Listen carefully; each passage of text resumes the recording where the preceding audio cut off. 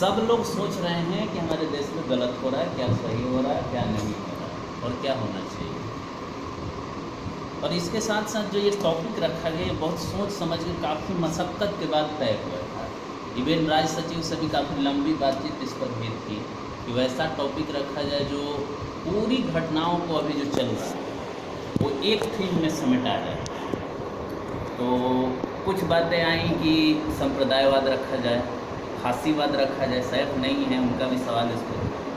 फांसीवाद रखा जाए, हम बोले कि सबका माँ बाप रखिए, ठीक है, मेजोरिटेरियन एंड सेक्टेरियन ट्रेंड्स, ठीक है। इसमें ट्रेंड्स जब हम कहेंगे तो कुछ फाइनल कंक्लूजन भी हम नहीं दे रहे हैं, एक बीच का रास्ता हम निकाल करके एक टॉपिक डिसाइड हुआ कि इस ट्रेंड पर। अब जब सवाल ये उठता है या पूछा जाता है कि majoritarian and sectarian trends in Indian politics, ये थोड़ा सा टॉपिक को सीमित करने के लिए किया गया, लेकिन इतनी आज़ादी हम लोग को है कि इसको पूरे बड़े परिप्रेक्ष्य में देखें। पहली चीज़ जो इसमें हम कहना चाहते हैं, देखिए, इस कंसेप्ट का उदय मेनली यूरोप से हुआ था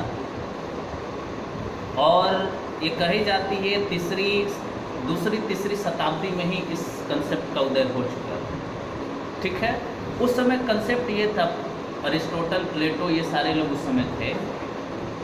उस समय यूनान में क्या तरीका था शासन करने का कि एक छोटा सा ग्रुप शासन, जिसको ओलिगार्की कहते हैं, मुट्ठी भर लोग, रूल ऑफ फ्यू पर्सन्स, वो शासन करता है।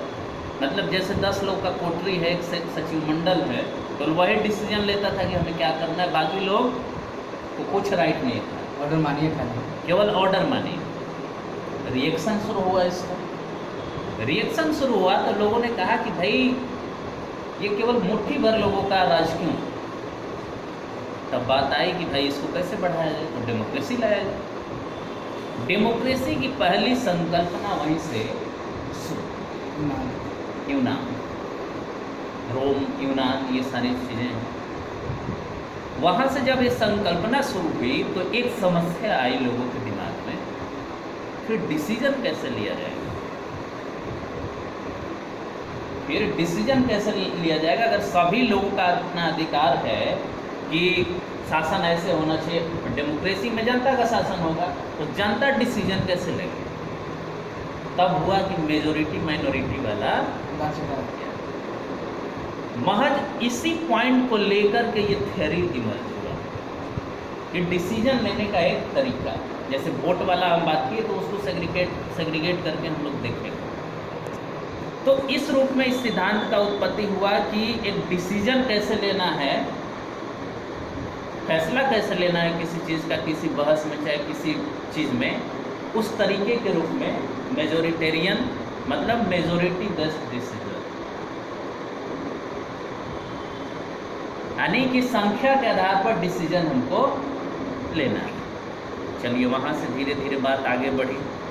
धीरे धीरे धीरे धीरे बात जब पहचान की आने लगी, हर जगह जब पहचान की आने लगी, राज और राष्ट्र का जब उदय होने लगा, तब तो भाई राष्ट्र और राज्य का उदय जब होगा तो किसी न किसी पहचान पर होगा, चाहे लैंग्वेज, चाहे रेस, चाहे कम्युनिटी, ठीक है। यही आधार बनेगा। अगर हम इंडिया की बात करें तो इंडिया को हम कहते हैं कि ये एक नक्शा है, एक भौगोलिक क्षेत्र जिसके आधार पर इंडिया बना है। वो दूसरा भी हो सकता है, वो धर्म भी हो सकता है, संप्रदाय भी हो सकता है, जाति भी हो सकती है, एथनिसिटी भी हो सकती है, रेस भी हो सकता है। इन सारे आधारों पर ये बन सकता है। इसी दौरान ये संकल्पना आई कि जब हम मेजोरिटी में हैं, मतलब हम सबसे ज़्यादा हैं, तो हमारा बात क्यों नहीं। अब मतलब सोचिए, ये एक टेक्निकल बात थी कि डिसीजन कैसे लेना है, वहीं तक ये तब तक सीमित था। अब ये क्या हुआ, पहचान से जुड़ना, ये आइडेंटिटी से धीरे धीरे जुड़ना शुरू हुआ कि अब ये आइडेंटिटी कैसे डिटरमाइन होगी। तब अब ये बात आई कि जब आइडेंटिटी हमारी डिटरमाइन हो रही है कि हम मुस्लिम हैं, ये हिंदू हैं, या ये सिख हैं, ये ईसाई हैं, तब बात आई कि हम तो संख्या में ज़्यादा हैं, तो डिसीजन हम ही लेंगे। नेचुरल जो आपका रिएक्शन होगा क्या होगा हाँ कि भाई, हम हमारे सबसे ज़्यादा हैं, हमारे पहचान के आधार पर ये देश बना है, तो डिसीजन कौन लेगा? हम लेंगे। आपको ये बात मानना होगा, क्योंकि हम ज़्यादा हैं। लेकिन अब देखिए समस्या इंडिया और देशों से अलग कैसे हुई। वहाँ पे मान लीजिए एक एथनिसिटी है, जैसे ईसाई धर्म। तो ईसाई धर्म में मान लीजिए एक आप प्रोटेस्टेंट ले लीजिए और एक कैथोलिक ले लीजिए, दो ले लीजिए मेन। लेकिन इंडिया में जब हम एक रिलीजन लिए, जैसे मान लीजिए हिंदू लिए, तो हिंदू में भी बहुत सारे सेक्शन आपके आएंगे। अगर मुस्लिम लिए तो मुस्लिम में भी शिया, सुन्नी और इस्माइली आएंगे। अगर आदिवासी लिए तो आदिवासियों की संख्या भी अनगिनत है। अलग अलग कबीले, अलग अलग अपनी उनकी पहचान है। यूरोप में क्या हुआ, उनका डिस्टिंक्ट जो कैरेक्टर डेवलप हुआ कि ईसाई कंट्रीज हैं मेनली, यही है। अब वो क्या किए कि इस धर्म के आधार पर, एथनिसिटी के आधार पर, रेस के आधार पर एक अपना राज बना लीजिए, राष्ट्र। बट इंडिया कैसे बनता? इंडिया ना बनेगा भाई, इंडिया में तो तब इंडिया के साथ समस्या थी कि केवल एक धर्म के आधार पर नहीं बनाया जा सकता था। हम अभी उसको बाद में डील करेंगे कि क्यों डाइवर्सिटी को हमने एक्सेप्ट किया, क्यों सेकुलरिज्म को एक्सेप्ट किया, क्यों डेमोक्रेसी एक्सेप्ट किए। वहाँ पे ये संभव था, यूरोप में ये संभव था कि हम मेजोरिटी के आधार पर ये तय करें, और खास करके एथनिसिटी के आधार पर वो सारे राज राष्ट्र बने हैं। ठीक है। अब ये धीरे धीरे धीरे अपने जातीय, सांप्रदायिक और इस तरीके की पहचान से जुड़ना शुरू हुआ।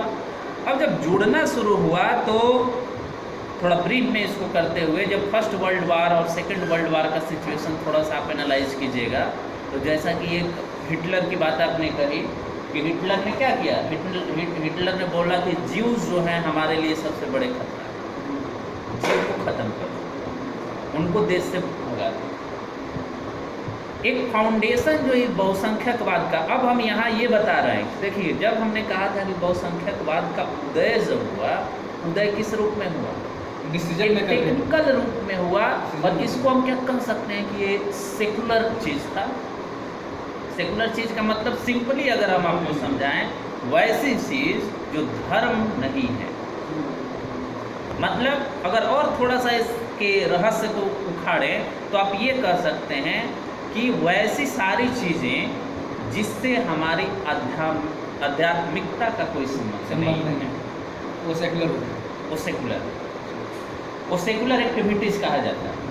मतलब अब जैसे मंदिर है, जैसे मान लीजिए केरला का पद्मनाभ मंदिर है, तो पद्मनाभ मंदिर का सारा रूल रेगुलेशन, सारा चीज़, कितना माइक बजाना है, लाउड स्पीकर बजाना है, कितना आपको क्या खर्चा करना है, कैसे करना, उसकी एक कमेटी होती है, उसके इनकम पर टैक्स लगता है। क्यों लगता है? इसलिए तो सेकुलर एक्टिविटी, मतलब टैक्स लगाना या आपको पैसा कलेक्ट करना, ये धर्म का पार्ट नहीं, अभिन्न पार्ट नहीं है, इसलिए सरकार उस पर टैक्स लगाती है। मतलब धर्म कहाँ तक सीमित है? धर्म वहाँ तक सीमित है जो आपको भक्त और भगवान के रिश्ता को बताता है, स्पिरिचुअलिटी को बताता है, आध्यात्मिकता को बताता है। उससे अभिन्न जितने भी काम आप करते हैं सब किसमें आता है? पंथ निरपेक्ष कार्य में आता है। तो हम कह सकते हैं कि डिसीजन मेकिंग करने वाला जो काम था वो क्या था? धर्म निरपेक्ष काम था, एक टेक्निकल काम था। अब जैसे हमको रोटी खाना है, अब रोटी का क्या संबंध है भगवान से और आध्यात्मिकता से? हमको भूख लगी, हमको रोटी खाना है, तो हमें सरकार रोटी प्रोवाइड करे, हम भगवान से थोड़े मांगने जाएंगे, तब भाई सरकारें इसकी व्यवस्था करेंगी। तो कहने का मतलब कि ये क्या चीज़ था, इसका उदय कैसे हुआ?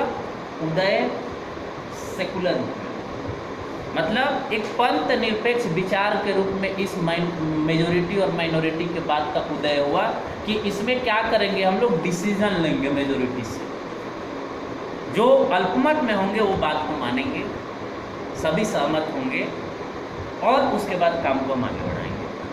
धीरे धीरे धीरे धीरे ये अपना रुख कैसे किया?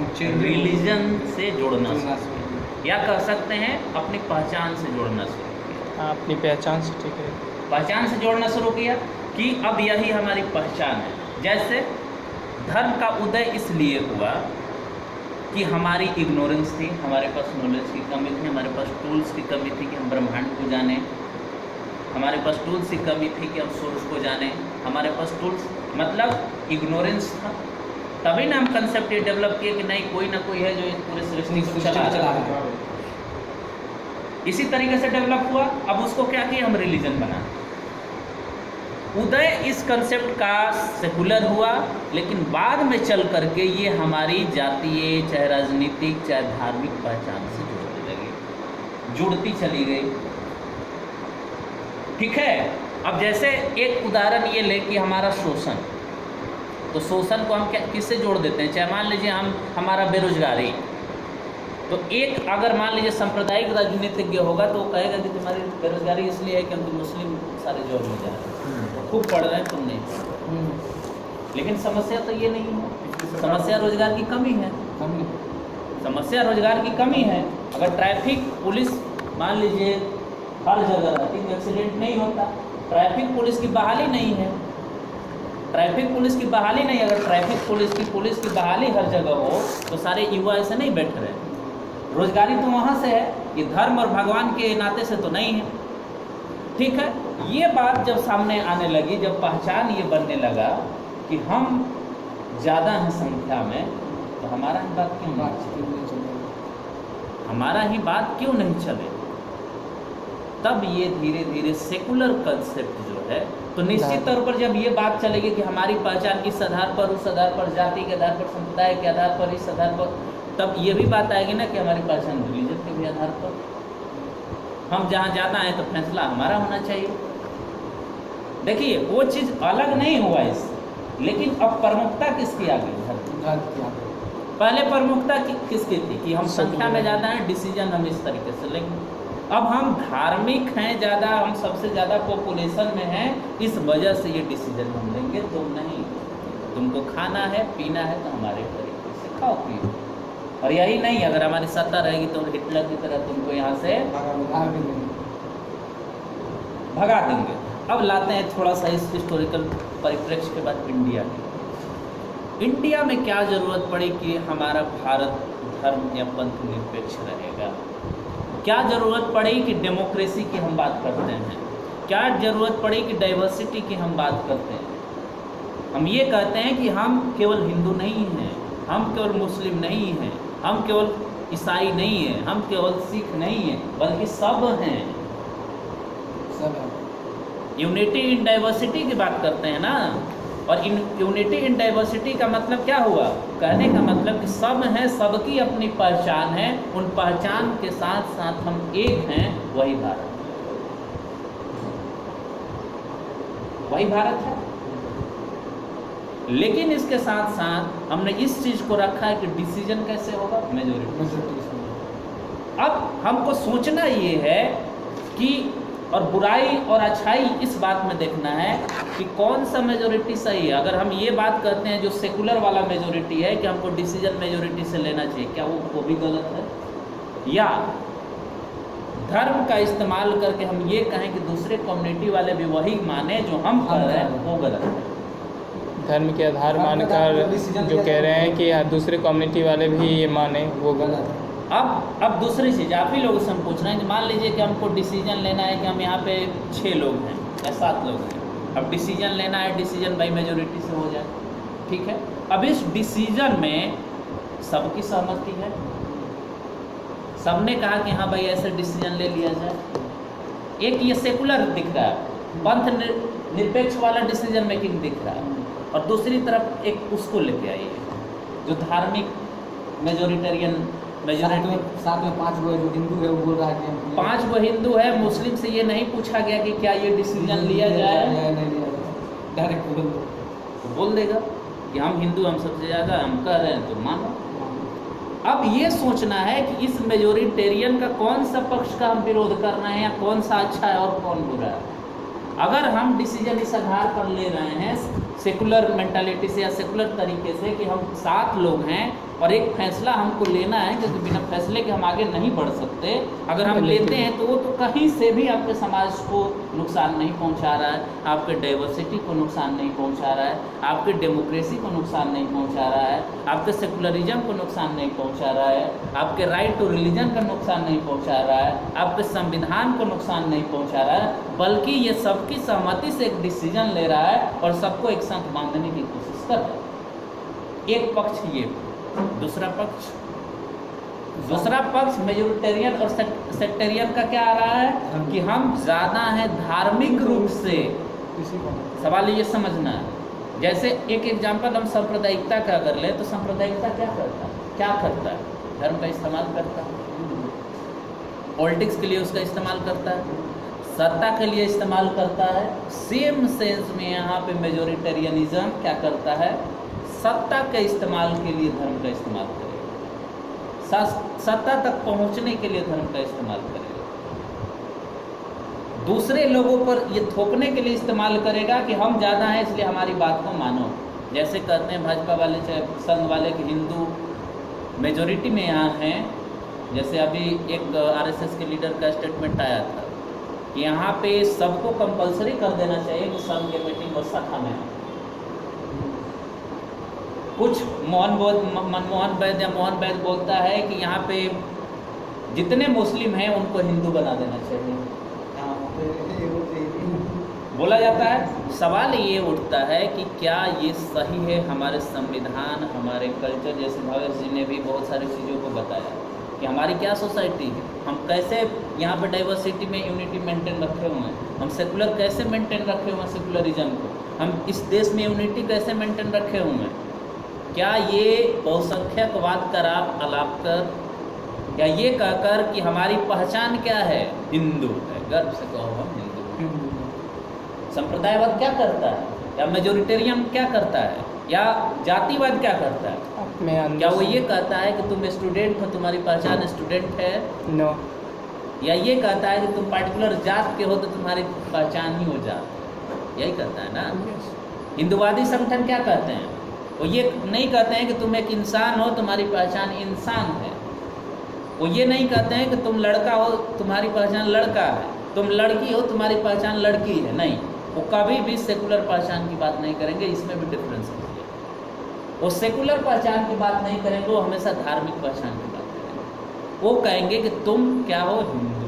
हिंदू क्या है? एक धर्म है। तुम्हारी पहचान मुस्लिम से अलग है, ठीक है। वो ये नहीं कहेंगे कि मुस्लिम भी एक ह्यूमन बीइंग है, वो भी एक मानव है, आप भी एक मानव। वो ये नहीं कहेंगे कि लड़की भी एक मानव में आती है और लड़का भी एक मानव में आता है। वो क्या कहेंगे? तुम मर्द हो, वो औरत हो। देखा माइनॉरिटी का हटा देते हैं, हाँ हिंदू हो। हाँ, तब पॉलिटिक्स का सीनरी आपका क्या होगा? हाँ, कास्ट बेसिस पे। बिल्कुल एकदम फिर वही चीज फिर वही 2000 पीछे चल जाइए, 2000 वर्ष पीछे चले जाइए। बॉस वो पीछे से करना चाहता है ना उसको। हाँ बिल्कुल, आपको आगे नहीं ना। जैसे ही अगर ये बात बोलेगा ना, हाँ, तो अपने आप में खुद हार जाएगा। ताकि आप जान लीजिए कि जो उसका जो बड़ा फोर्स है, हिंदुओं में जो बड़ा फोर्स है, बहुत निचला तबका का लोग है भाई। हाँ, पूरा मेजोरिटी में है वो। हाँ हाँ, वो अब इतना जागरूक है, हमें लग रहा है भारत में उसको हरा सकता है। हरा सकता है। अब देखिए, तो ये चीज़ आपको समझ गया हम कहाँ इशारा करना चाह रहे हैं। इशारा हम ये करना चाह रहे हैं कि हम जो उस धड़े की बात करते हैं कि मेजोरिटेरियन सेक्टेरियन, अगर वो मान लीजिए कि ये कहते हैं कि हम एक स्टूडेंट है, लॉ कॉलेज के स्टूडेंट, आप कहते हैं कॉमर्स कॉलेज के स्टूडेंट, ये कहते हैं पटना कॉलेज के स्टूडेंट, ये कहते हैं साइंस कॉलेज के स्टूडेंट, वो कहते हैं ट्रेनिंग कॉलेज के स्टूडेंट। अब इसमें बताइए, हम सारे स्टूडेंट हैं, यहाँ पे कुछ ऐसा हो रहा है जो आपको हमसे खतरा हो, इनको आपसे खतरा हो, उनको इनसे खतरा हो? नहीं, किसी का कोई नुकसान हो रहा है? ना। लेकिन जब हम ये कहें कि तुम्हारी पहचान हिंदू है और तुम गर्व से कहो कि हम हिंदू हैं, और मुस्लिम देशद्रोही हैं, पाकिस्तान चले जाएं, ये इस देश के नहीं हो सकते क्योंकि हम मेजोरिटी में, इसलिए इनको हमारी बात रोजगार वो हमसे छीन रहे हैं, हमारी बहू बेटियों का इज्जत बर्बाद कर रहे हैं। अब एक चीज़ ये, और दूसरी चीज़ ये मुस्लिम है, मान लीजिए हम हिंदू, या ये मान लीजिए कि बॉयज़ हैं हम गर्ल, ये एक ह्यूमन बीइंग है, एक मानव है, हम भी एक मानव हैं। मान लीजिए हम दोनों में प्यार है, ठीक है। अब ये क्या चीज़ है? ये धर्म का कहाँ से मामला है? कहीं से कहीं है ही नहीं। अब ये धर्म का कहाँ से मामला है? हमारा एक अपना डिजायर हो सकता है सेक्सुअल, इनके प्रति अट्रैक्शन होता है, उनका उनके प्रति हो सकता है। अब इनका रूप क्या हम देंगे? अब इनका हम रूप क्या देंगे? धार्मिक देंगे, धार्मिक देंगे इनका। और क्या करेंगे? कहेंगे कि देखो तुम्हारा धर्म खतरे में, कहो हम गर्व से हिंदू हैं, और क्या करो? उनको हटाओ इससे। सवाल ये है कि खतरा किस में है? समाज किससे बट रहा है? कभी भी किसी शब्द का मतलब हमेशा उसके कंटेक्स्ट से होता है, संदर्भ से होता है। मीनिंग तभी निकाली जाती है तो कंटेंट समझ में आता है। जब कंटेक्स्ट आपको समझ में आ रहा है। अब हम ये कहते हैं कि ठीक है, हम सारे स्टूडेंट हैं, सब मानव जाति है, चाहे हिंदू हो चाहे मुस्लिम हो, सब एक साथ बैठ सकते हैं, खा सकते हैं। उनको क्या खाना है वो खा सकते हैं, हमको क्या खाना खा सकते हैं, उनको क्या खाना है वो खा सकते हैं, उनको कैसे रहना रह सकते हैं। वो हाफ पैंट पहने, हम फुल पैंट पहने, क्या दिक्कत है? हम डाइवर्सिटी हमारी पहचान है। लेकिन जब यही बात हम ये कहें कि तुम वही पहनो जो लड़की हो, तुम वही पहनो जो हम कह रहे हैं क्योंकि हम मर्द हैं, ये इस तरीके की पहचान और इस तरीके की लादने की प्रवृत्ति को सेक्टेरियन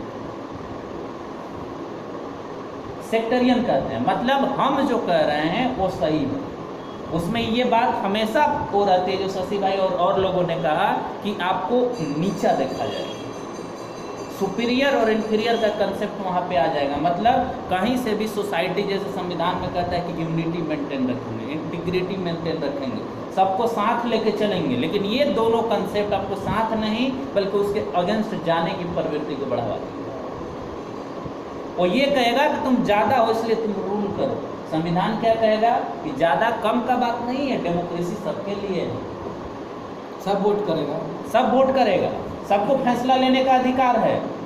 सुप्रीम कोर्ट ने बहुत सारे केसेज में कह चुका है कि भले ही माइनॉरिटी वाले 10% हैं, 13% हैं, लेकिन इसका मतलब ये नहीं कि मेजोरिटी जो कहे वही होगा। नहीं, डेमोक्रेसी का मतलब है कि वो जो कहा उसका भी वैल्यू है, हम जो कहे उसका भी वैल्यू है। ठीक है, तब हम कहना क्या चाह रहे हैं कि खतरा किस चीज़ से, किसके तरफ हम ध्यान ले जाना चाह रहे हैं? ध्यान उस तरफ ले जाना चाहते हैं जब धर्म, कम्युनिटी, कास्ट, क्रीड, रेस का इस्तेमाल पॉलिटिक्स के लिए हो, आप पे थोपने के लिए हो कि आप सीनियर हैं, हम जूनियर हैं, आप इंफीरियर हैं, हम सुपीरियर हैं, तुम नीच हो, हम ऊंच हैं, हम बेहतर हैं, आप खराब हैं, आपका धर्म खराब है, आपका धर्म खराब है, मेरा धर्म बेहतर है, तब ये खतरनाक पहलू सामने आता है। और जब इंडिया के सेंस में हम कहते हैं कि एक धारा जब बढ़ेगा, जैसे मान लीजिए धर्म के आधार पर हम बहुसंख्यकवाद की राजनीति की बात हम जब करें, तो निश्चित है कि इस धर्म में से जातियाँ पैदा होती हैं, इस धर्म में से और सारी चीज़ें पैदा हुई है। तो निश्चित है कि जब धर्म कहेगा कि हम सुपीरियर हैं मुस्लिम से, सिख से, ईसाई से, क्योंकि हम बहुसंख्यक हैं, भले वो झूठ पर आधारित ही क्यों ना हो, जात भी बोलेगा, तब जात क्या बोलेगा? हम जाति से ऊंचे हैं, वो तो है, आएगा ही। जात वाला भी बोलेगा ना कि हम ब्राह्मण हैं तो हम तो सबसे ऊंचे हुए, आपकी मेंटेन कीजिए हम। लेकिन इसके साथ साथ भी ये बात समझिए कि केवल उसी को हम सेक्टेरियन या मेजोरिटेरियन नहीं कहेंगे, उसके साथ साथ हमारी भी पहचान जैसे निचले तबके के उनका भी डेवलप होगा कि तुम तो झूठ बोल के बोल रहा है कि हम सुपीरियर है। कैसे सुपीरियर है? क्या उस जात में पैदा हो गए इसलिए कहेगा ना, रिएक्शन डेवलप होगा। जैसे मार्क्सिज्म में डायलेक्टिक्स बताया जाता है कि काउंटर उसका डेवलप होगा। जैसे हम लोग हैं तो हम लोगों से घबराता है वो लोग इसीलिए घबराता है, वो काउंटर कर देगा सब तुरंत। हम कहेंगे कि जातीय आधार पर हम श्रेष्ठ हैं तो बोलेगा कि नहीं, तुम्हारे उस श्रेष्ठता से हमें क्या लेना देना, तुमको इंग्लिश पढ़ने आता है, तुमको हिंदी पढ़ने आता है, नहीं आता है, तुम सुपीरियर नहीं हो। ठीक है, तो इस आधार पर हम ये कहना चाह रहे थे कि इससे क्या बात पता चली कि हम उस धड़े का विरोध, उस मेजोरिटेरियन और सेक्टेरियन की बात कर रहे हैं जो धर्म आधारित है। हमारा एंगल क्या जा रहा है, वो चीज़ हमारे देश के लिए खतरनाक है, वो चीज़ हमारे समाज के लिए खतरनाक है, और क्या वो हमारे समाज में चल रहा है, अब इसको सोचना है और देखना है। क्या वो हमारे समाज में 14 के बाद, चाहे 14 से पहले, चाहे शुरू से कब से चल रहा है, कैसे चल रहा है, उसमें बहुत अच्छे से प्रकाश भावेश जी ने भी डाला कि राजीव गांधी का ये स्टेटमेंट आया था, उसका इस्तेमाल किया गया कि निश्चित तौर पर आपका मेजोरिटेरियन और सेक्टेरियन पॉलिटिक्स का नतीजा है। मतलब धर्म को हथियार बना करके उसका इस्तेमाल करना। मोदी जो कर रहे हैं वो नए नहीं कर रहे, पहले भी हुआ। उसी का हाँ, सवाल ये है कि जो नेहरू थे उनका चरित्र बिल्कुल अलग रहा, टेम्परामेंट अलग था। वो जो व्यक्ति, वैसे भी जो व्यक्ति जैसे मान लीजिए संविधान को गढ़ रहा है, कम से वो कम तनाशाह नहीं बना, तो कम से कम ये बात तो उसमें थी कि सेकुलरिज्म का मतलब क्या है, डेमोक्रेसी का मतलब क्या है, धर्म का मतलब क्या है। तभी तो वो नॉन रिलीजियस स्टेट बनाया इंडिया को, चुनाव जीत के हमेशा आया। और नॉन रिलीजियस का सीधे सीधे मतलब होता है भारत के कंटेक्स्ट में कि भारत देश का कोई धर्म नहीं है, लेकिन सभी धर्मों का आदर करता है, आदर करता है। अब सवाल ये उठता है कि ठीक है, इसका धर्म नहीं, सभी धर्मों का आदर करता है। अब कुछ चीज़ें हैं जिस पे आपको ऑब्जेक्शन होगी कि चुनाव भी एक डिसीजन मेकिंग का प्रक्रिया है बस। अब जैसे उसको दोनों से अलग करके देखिए, चुनाव में होता क्या, सब लोग वोट देते हैं। चुनावी कानून भी ये कहता है कि जाति के आधार पर, धर्म के आधार पर, इस आधार पर हम वोट नहीं मांगेंगे। संविधान भी इसको आर्टिकल 17-18 में एबॉलिश करता है कि जातिवाद और ये सब को हम खत्म करते हैं। उसका भी एक अपना लिमिटेशन है। राजनीति में उसी आधार पे आपकी गुलबंदी होती है। देखिए दो चीज़, एक तो सेकुलर आपका प्रिंसिपल है कि आपको मेजोरिटी जो वोट देगी उससे आप जीत के सरकार बनाएंगे। वो कभी भी सिद्धांत ये नहीं कहता है कि आप जीत करके उस धर्म का ही उद्धार करेंगे जिसका आप वोट लिए। सेकुलर चीज़ है। वहाँ पे कोई भी कानून भारत का है, चाहे वो धर्म के उस पार्ट को रेगुलेट करने के लिए बनाया गया है जो सेकुलर है, वो सारा सेकुलर कानून है, वो धार्मिक कानून नहीं है। तो कहने का मतलब ये है कि जब हम सत्ता में जाते हैं वोट लेने के बाद, तब उसका फिर इस्तेमाल करना शुरू करते हैं। अब सोचना ये है, सवाल आपके सामने, अग्नि परीक्षा ये है आपके सामने कि क्या एक सेकुलर संविधान के आधार पर चुनाव लड़ रहे हैं, हम राजनीति कर रहे हैं सेकुलर आधार पर, वोट हम धर्म के आधार पर, जाति के आधार पर ले रहे हैं, तो कहाँ तक ये आपके संविधान, आपके आदर्शों, आपके लक्ष्यों जो संविधान में दिया गया है उसे कितना सूटेबल फिट बैठता है। जो किया क्या उसने सही क्या? निश्चित तौर पर अगर संविधान के आदर्शों के विरुद्ध कोई काम कर रहा है तो गलत है, और जो अभी हो रहा है तो वो कैसे गलत है, क्यों गलत है। इसके साथ साथ एक दो सवाल जैसे उनसे बातचीत में जो सामने आए कि क्या ये सही है कहना कि मेजॉरिटी हमेशा रूल करता है। इस कंटेक्स्ट में, उस कंटेक्स्ट में नहीं हम बोल रहे हैं जो डिसीजन मेकिंग वाला था उसको अभी साइड हटा दीजिए। जैसे मान लीजिए कि बात हो रही थी कि यहाँ पे अगर हम बात करें तो 80% हिंदूज मान सकते हैं, 80% हिंदू मान सकते हैं, 20% और सब लोग मान सकते हैं। अब सवाल उठता है कि ठीक है 80% हिंदू, क्या 80% हिंदू इस देश में राज कर रहे हैं? हाँ, मेरे पास साकेत जो गया था। पॉसिबली कहा जाए तो 80% हिंदू क्या इस देश में राज कर रहे हैं?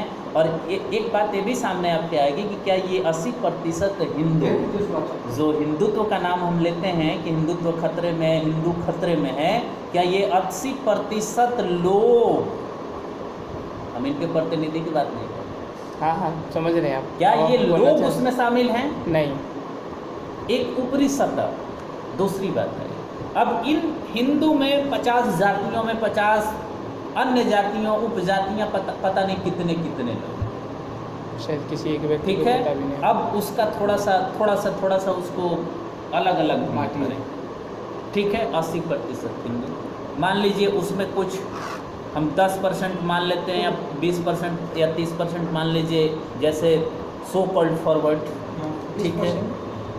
30 या 40 जो भी एक रेशियो हो जाए वो सो कॉल्ड ओबीसी, ठीक है। 20% मान लेते हैं सो कॉल्ड एससी एसटी। अब इसमें आप देखेंगे, अब देखिए कैसे क्रॉस सेक्शनल इसका वो निकलेगा कि क्या सही में बहुसंख्यक राज कर रहे हैं या सभी में से माइनॉरिटी राज कर रहा है। सभी सभी में से माइनॉरिटी राज कर रहा है। अब ये देखिए कि मान लीजिए फॉरवर्ड में एक मान लीजिए राजपूत, ब्राह्मण, भूमिहार, कायस्थ, यही चाह रहे हैं मैन। सबका एक एक लगभग नेता है, एक एक दो दो 10 मान लीजिए। ओबीसी में हर जाति के एक नेता पैदा हो गए हैं, SC ST के हर एक नेता पैदा हो गए हैं, मुस्लिम के एक एक नेता पैदा हो गए हैं, ईसाई के एक एक नेता पैदा हो गए हैं। अब ये बताइए कि हिंदू धर्म में ये कैसे बहुसंख्यक हो गए? ये कैसे बहुसंख्यक हो गए? अब हम मार्क्सिस्ट तरीका पर जाएंगे ना।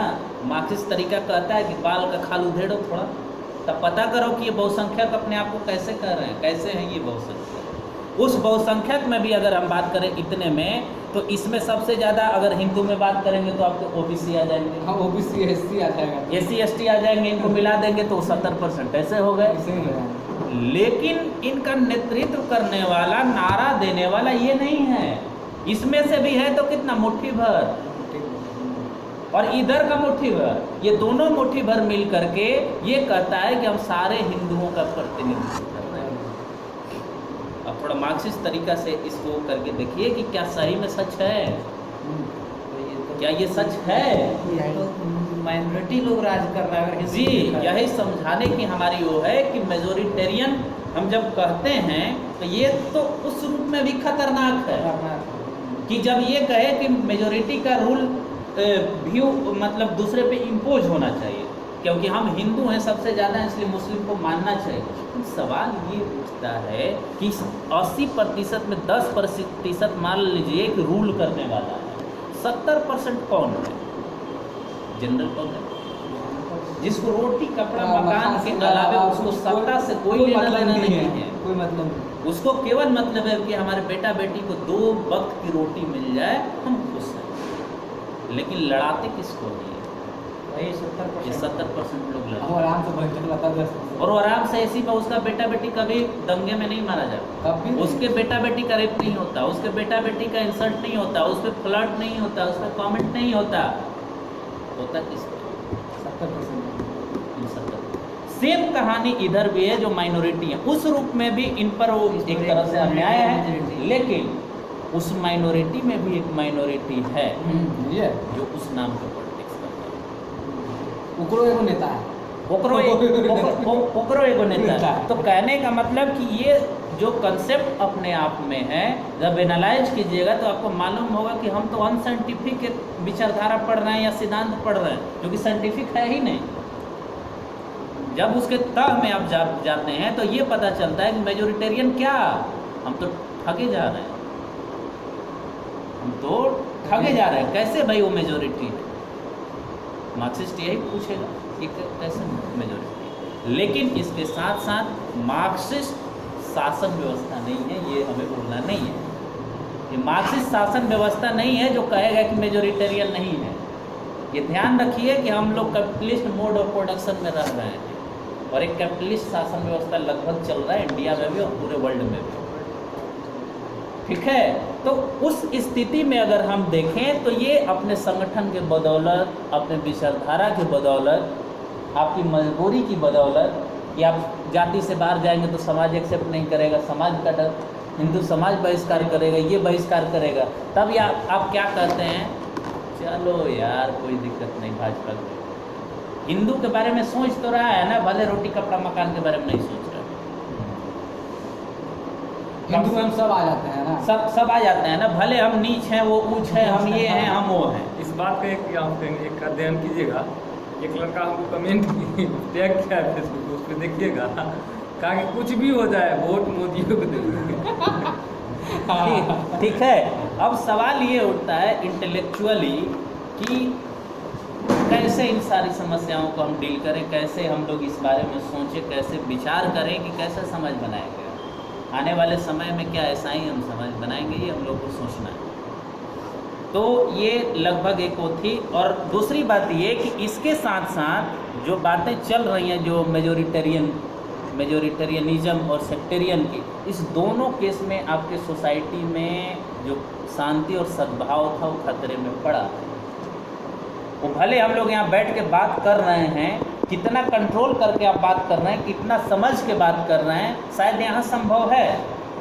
लेकिन अब फेसबुक पर, सोशल मीडिया पर, चैनल पर देख लीजिए धर्म और जाति की कैसी मतलब एकदम वो चल रही है, ऐसी की तैसी मचा दी। मतलब कितना भी आप सैद्धांतिक है, कितना भी आदर्शवादी हैं, कितना आपको फोर्स कर देगा, इतना फोर्स कर बोलना देगा पड़ेगा। कि आपको एक चुनना पड़ेगा कि हम कहें कि गर्व से कहें कि हम हिंदू हैं, या गर्व से कहें कि हम मुस्लिम हैं, या गर्व से कहें कि हम पर्टिकुलर जाति के हैं, पर्टिकुलर सेक्ट के हैं, पर्टिकुलर क्षेत्र से आते हैं, पर्टिकुलर जगह से आते हैं। इन सारे समस्याओं की जड़ ये फीलिंग है, इन सारे समस्याओं की। और इस केस में ये सारी चीज़ें बढ़ रही हैं। चिंता किस बात की? चिंता इस बात की है कि जो संवैधानिक आदर्श था उससे कहीं न कहीं हम लोग भटक रहे हैं। और अगर भटकेंगे तो आने वाले समय में क्या इंडिया रहेगा, ये एक बहुत बड़ा मूलभूत प्रश्न हम लोगों के सामने है। ये सोचना